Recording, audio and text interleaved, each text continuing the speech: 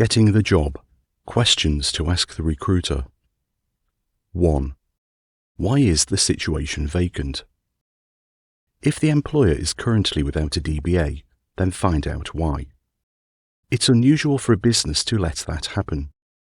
Drill down to find out if there's something wrong, such as somebody was hired but they left early, or none of the candidates have moved forward with their application. 2. How many candidates have been put forward for interview? The fewer, the better, as it means that you automatically have a better chance of getting the job. Do your best to be the last candidate that the employer interviews. No matter how many candidates the employer has seen, they always think there's a better candidate out there. You stand a better chance of getting the job if you are the last candidate and you impress them at interview. This has worked for me a few times. Remember, for interviews, last is first. 3. What is the salary? Is there a bonus? And if so, how much is it? These are standard questions, but make sure that you ask them.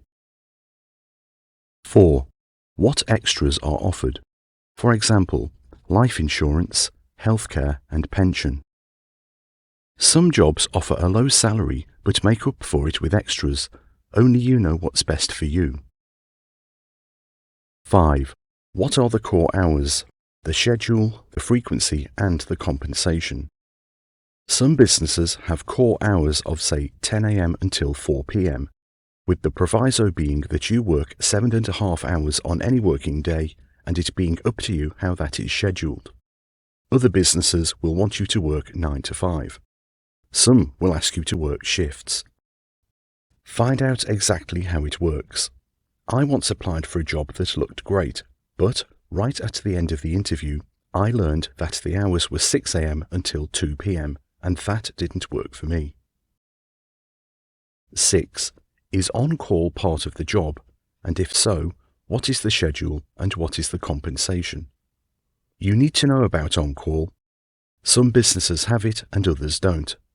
Only you know what you are comfortable with, but make sure that the schedule and compensation are firmed up before you attend interview. You don't want to wait until you start at the job to discover that there isn't a limit on call-outs or that there's no compensation. 7. Is working overtime expected of you? Is it frequent? What's it been like during the past 6 months, and what is the compensation? Pretty much the same for on-call. You need to find out how overtime works and what the compensation is. 8. Is there any work from home available, and if so, how much? COVID has led to a new age in DBA employment, with working from home being normal for the first time ever. If you wish to work from home, then make sure it's on offer. Many job adverts state it, but some don't, so find out from the recruiter. If it is on offer, be careful to find out if it's 100% work from home or some sort of hybrid.